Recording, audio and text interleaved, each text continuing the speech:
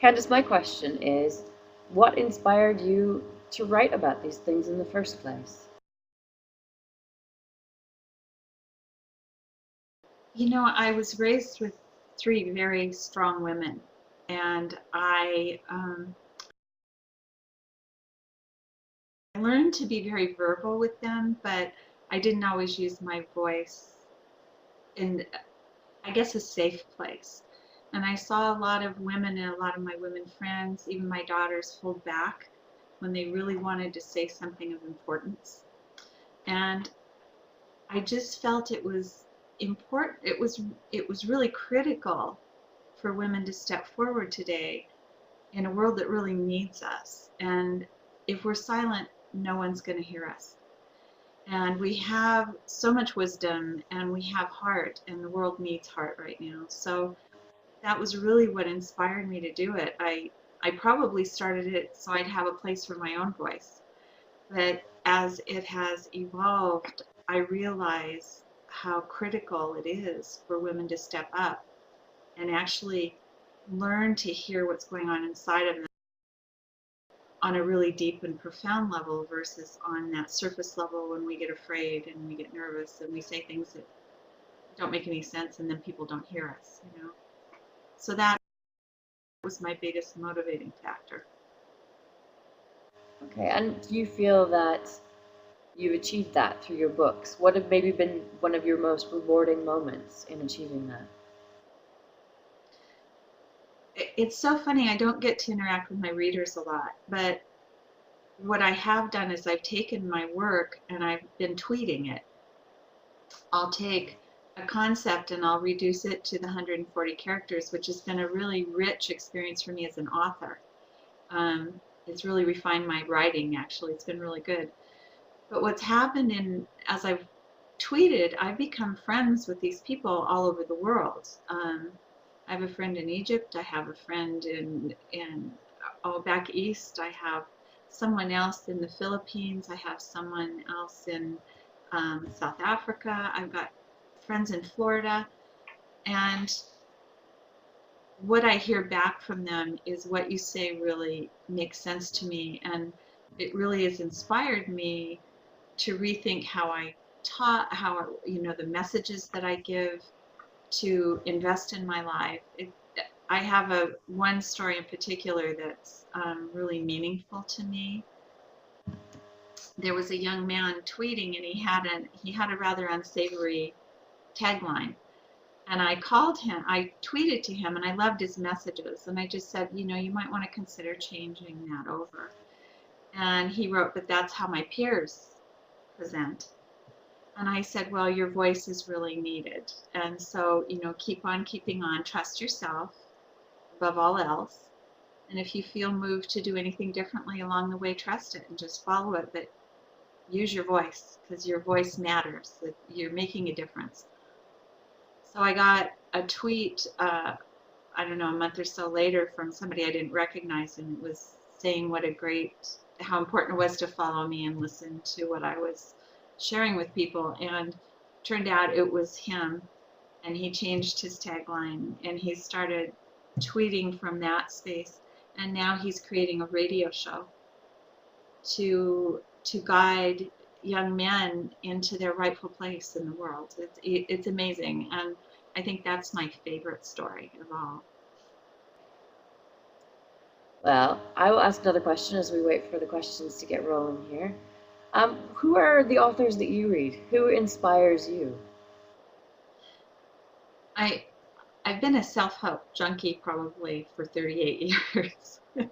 And I started out with gosh, I can't even remember who the early authors were, sadly, but Deepak Chopra was a big influence for me.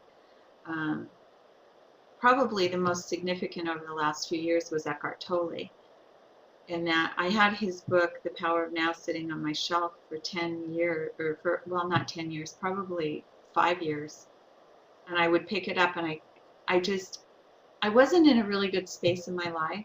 And so I didn't want to be present. It was like, I don't want to be here. So why should I be here now? The power of now.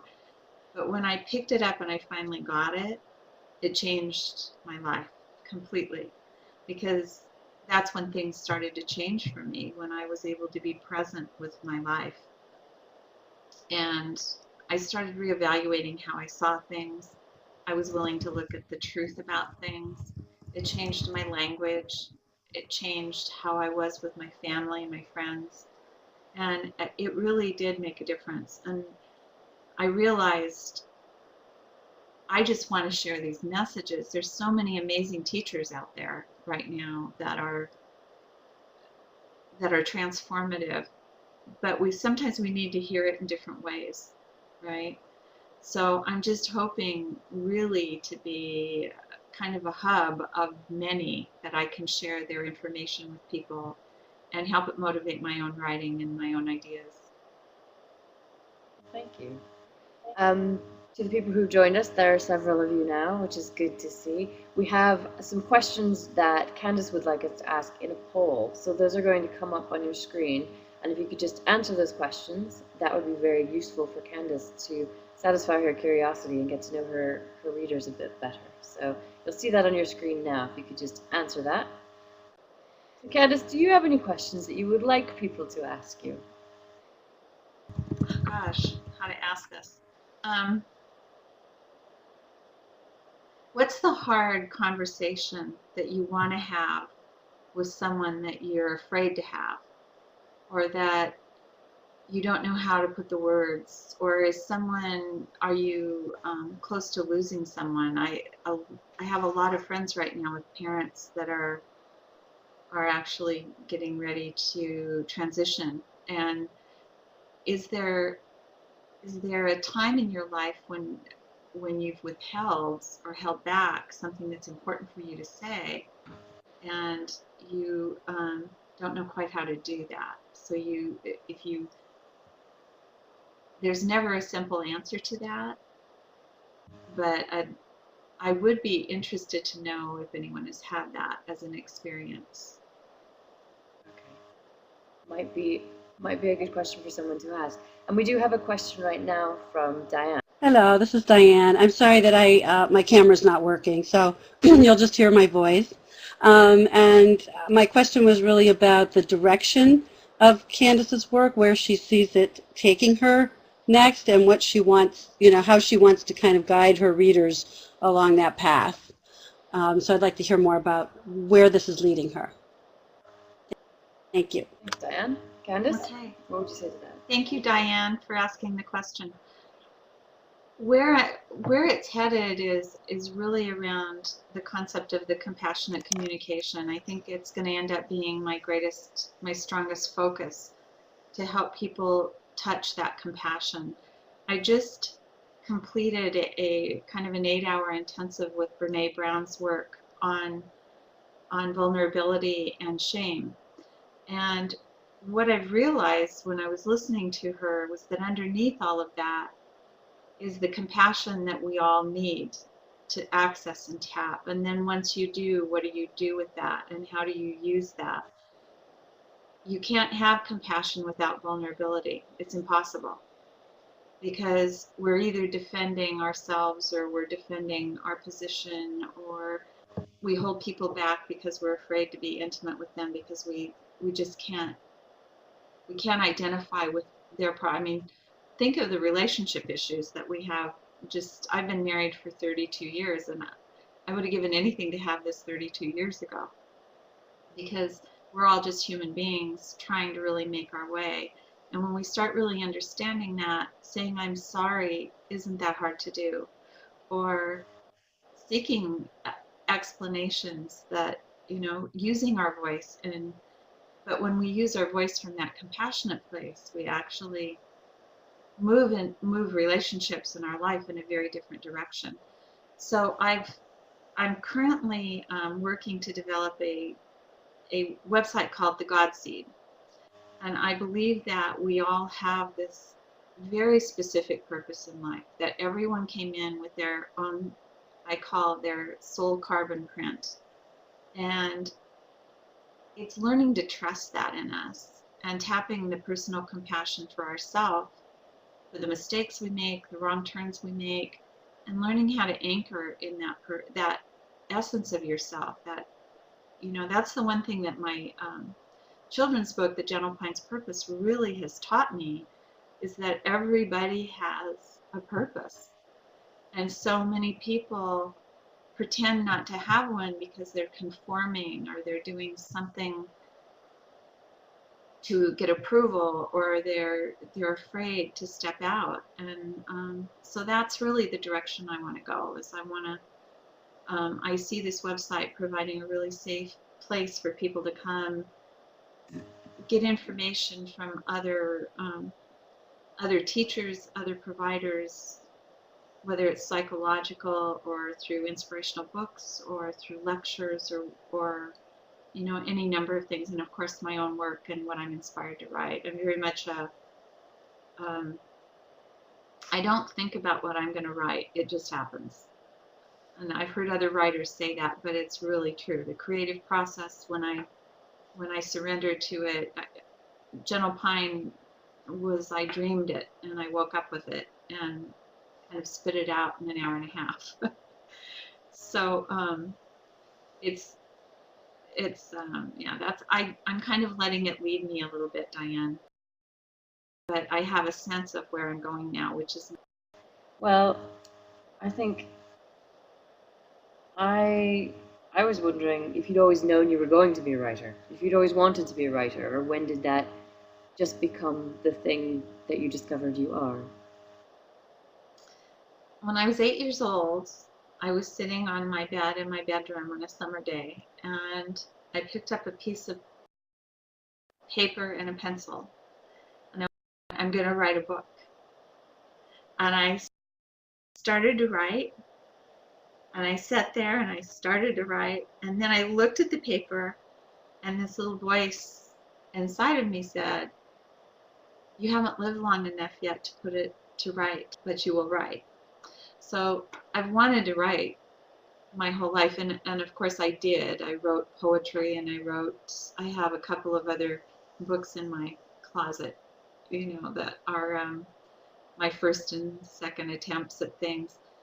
And I finally had the opportunity to make it a reality, and that was just, there's nothing else in the world I'd rather do than write. I mean, if I had my way, really, I'd be in a log cabin somewhere for 2 months a year, and I would write and turn it over and then do what I needed to do to help promote whatever it was that came through me, and then go back to the process again. We've got a question from Morgan. Morgan, if you'd like to ask your question. Hi, Candace. Morgan. Just a quick question regarding you being an author within the digital media landscape. How are you finding getting your work out and publishing it and distributing it? And do you have any advice for up-and-coming authors? Yeah, you know, having had a traditional publishing experience and having had the opportunity to bring my work to the forefront using indie authors or small publishing companies or self-publishing, I think the world really is an author's playground right now, and the first step is getting it written. You know, I talk to a lot of people that say they want to write, but they really, once they sit down to do it, they realize how much work it is. My first book took me a year. It took me 10 months to get the children's book out, which, you know, it's a small book. The other book that I wrote was about a 2-year process. So it's a time commitment, and it's a discipline, and you have to be willing to jump through a lot of hoops. When it comes to the social media and the marketing of it, it's incredibly challenging. I mean, there's some companies you can go through to get publishing or get promotion. It can be very expensive. I really like CreateSpace on Amazon. I think it's wonderful, but it is not necessarily a published book. They don't, you aren't always in a bookstore. You can't get in bookstores and stuff using Creative Space because they don't want to share it, obviously, because it's a competition. If it's in Amazon, they want your work. So you have to really do your research and decide how you want to take it out there. And then it's a lot of networking, a lot of socializing, a lot of, gifts like this. I think Mozumbo is honestly the best thing since sliced bread for artists. I am just so rooting for your success because it really allows people with their art to get out there and actually talk to people and get exposure and have an opportunity to say, well, what are you about? Why are you doing this? I remember years ago walking through Barnes and Noble and thinking, oh my God, everything that's ever been written has been written. I don't know why I would want to write another book. But the truth is it hasn't. We all have that carbon soul print. And if you feel in your heart of hearts you're an author or a writer, you should be following that. Even if it's part-time, but in between the cracks of your life, if that's what your heart is telling you and you're not doing it, you're smothering your soul. You're not giving yourself a chance to live your life at the level that you want to. So I would say, first off, do it. You're going to know if you're a writer or not, because it's kind of like if you're an athlete or not. You'll bust your butt and you'll go out and you'll sweat and you'll run 15 miles further than anybody else to get it done. So if you know that's your calling, that's your purpose, then honor that. That's a big part of my message too, is honor the purpose in your life. Don't ignore that. That's your soul breath. And the world needs that.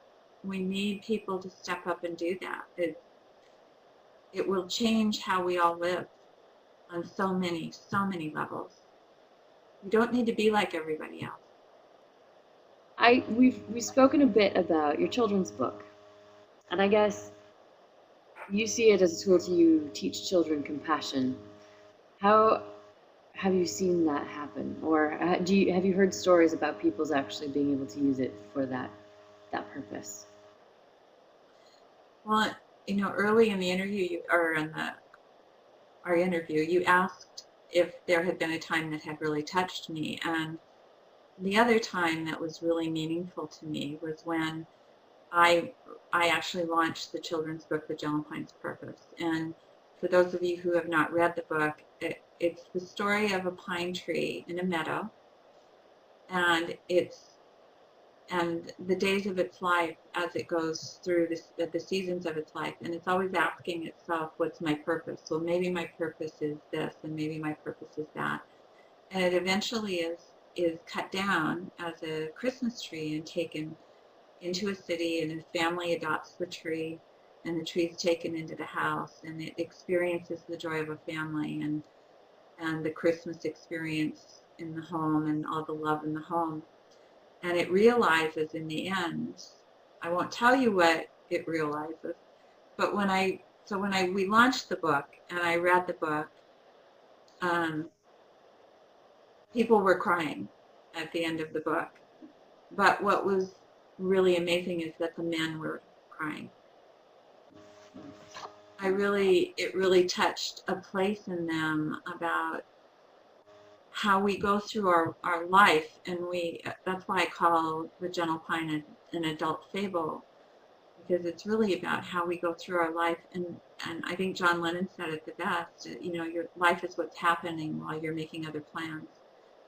You get so busy with all the doingness, and we don't realize that the beingness and how we show up in life and how we make ourselves available in life and how we surrender to our experiences really is everything about our purpose. It doesn't have to be grand, and it doesn't have to be an amazing thing. It's just a matter of us showing up. And that's why I'm so passionate about authenticity and having the courage to use your voice and step into whatever your heart is telling you your life should do, that you should do with your life, you know, how you should be with your life. So yeah, that was a big part of it. I want to take Gentle Pine into schools, and there's so many layers to this whole book, but I would really like to take it in, actually train teachers how to use it and organizations to use it for anti-bullying. That's why I asked the question, because in the story Gentle Pine, in the story Gentle Pine has interacts with a lot of different characters. There's a squirrel, and there's squirrels, and there's an eagle, and there's, you know, birds, and there's all kinds of, and then the family. And we all have that place. We can't help that we're a Christmas tree, and we can't help that we're a squirrel, and we can't help that we are these things. But all through the book, they live in harmony with each other, and they honor each other. And I think it's a really nice way to teach differences in a positive way without shaming the kids into saying, you know, you're bad if you bully, but to really get them to identify with the differences in each other so that we can honor them and learn from them and appreciate them and protect them, you know, protect the people that need to be protected. So. So what have you discovered along the way that you think keeps people from being able to just unleash absolute honesty and discovering their purpose? What holds us back from having the best mental and emotional and spiritual and physical health? Well, you know, I'm not a psychologist. I read a lot. I'm a pseudo-psychologist, I think. But there's a lot of reasons that can happen. It could be a societal, you know, how we grow up, the society we grow up, or familial, you know, what restrictions your family places on you and expectations. I think there's a lot to the nurture concept. You know, we're nurtured out of ourselves in so many ways to protect us. And then we want to be part of, you know, we are, much like dogs are pack animals, I really think people are pack animals. We need to belong. We need to be part of something. We need to be honored and loved and accepted. And so when we're not, we'll modify ourselves to fit because we need that so much. It's such a big part of our survival, innate, you know, our cellular survival level. And so I really think that we turn that off, or we don't think it's financially feasible, you know. And maybe you do have a responsibility and you have a job and you have to take care of yourself. But there's also there's always time in the day, you know. We can always find a space where we get to be that purpose, or we get to indulge ourselves in that gift that we have, that we're bringing to the world. And it doesn't have to be, you don't have to devote 8 hours of your day to something to have it fulfill you. My yoga class this morning, she gave us this little routine, and she said, you know, 10 minutes of this, and you're good for a day, or at least the rest of the afternoon. And I think that we stop ourselves because we think we have to, you know, dive into the deep end of the water, and really all we have to do is get wet. So how would you say the Soul Sitter's Handbook applies to what you just said? Well, when I got involved with Soul Sitters 3 years ago and starting writing the book with Stacy, it's a book really to help people experience the dying process for the first time, the people that are actually the family of people that are dying. And what we found over the 3 years of working with people and doing workshops and working in hospice is a lot of people get to the end of their life and they want it back, you know, or they want to redo, or they want to have the conversation, you know. And I think that with Soul Setters, I think the value of this amazing little book, I mean, if you are facing the death of someone for the first time, it's an incredible handbook to help you know how to just be in that. And the whole premise of it is there's steps. You smile, you touch, you make eye contact, you're patient, you don't try to fix anything, you just show up, and then you serve. And that's a big part of the book. But the other piece of the book is learning how to have that conversation with people that you don't want to leave life and leave them wondering whether you cared about them, or whether you loved them, or whether you forgave them. And I think that's such a big piece, because we don't talk about death. We don't like to talk about it. We want to think that we're going to live forever, but we're not. It's the one thing we all have in common. And to not be able to step into your life and offer that to the people that you love, and then to wait till the end of your life to do it. And so many people that have read the book and have actually walked through this process have gone back to their families and had the hard conversations, and have made the plans, and have done the things that we don't think about doing, because we're all here for a short time. It's a short trip, and to not make the most of it is just, to me, it's sad. It's really sad. And I think we can use it as a tool, as courage, maybe, to have that compassionate conversation with people that we really love and care about. Thank you. That was a really, really interesting answer. I'm going to go out and buy all of your books, I think. But does anyone, I have one last question that I want to ask, but does anyone who is participating in this chat tonight have something that they'd like to ask before we do wrap this up and let Candace go? Anything at all? Well, I'll ask one last question, and then if anybody has a question, press that little guy, that button with that guy with his hand up, and we will let you ask your question. So mine is an obvious one. What are your future plans for your next book? What's your next book going to be? When is it going to happen? Well, I'm actually working on two. I have a children's book that I'm working on about being yourself. And the other, my pet project, and the one I've been the most nervous about and wanted to do a long time, my son, who's an actor, wants to work on creating a stage play around my family, my history.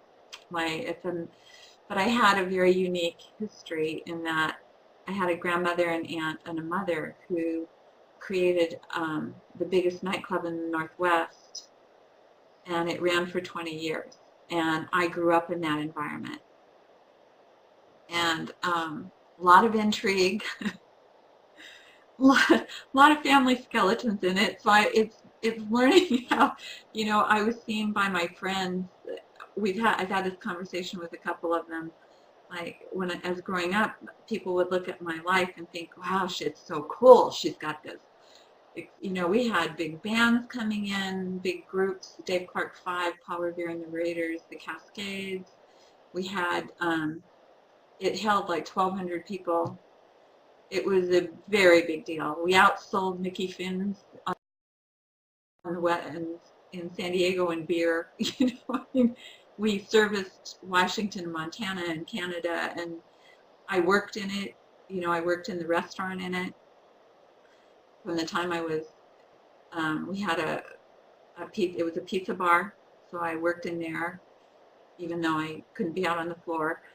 So I had a very interesting dynamic growing up, and I really want to put that together because I think there's a great story about women's strength, and I am a big believer in women's strength. That's why I think we can't hold back. We really need to step forward and step into who we are. So that's my big pet project, hopefully for next year, my book. Candace, did you have one last thing to add? I just have want to offer my deep gratitude for those who made time to be on this tonight and support Mozumbo and to support me. It means a lot to me, and I really want to thank Mozumbo for this opportunity. It's just been delightful. I just had the best time. Well, thank you to everybody again, and thank you to the guys behind Mozumbo. They've worked really hard getting this up and running. And again, thanks to everybody who's been part of this session. If you have any further questions, please feel free to send them via the website, which is mozumbo.com. If you have any other authors or artists or bands who you would like to interact with, please do go to the website and nominate them. Thanks again to all of you, and have a very good evening.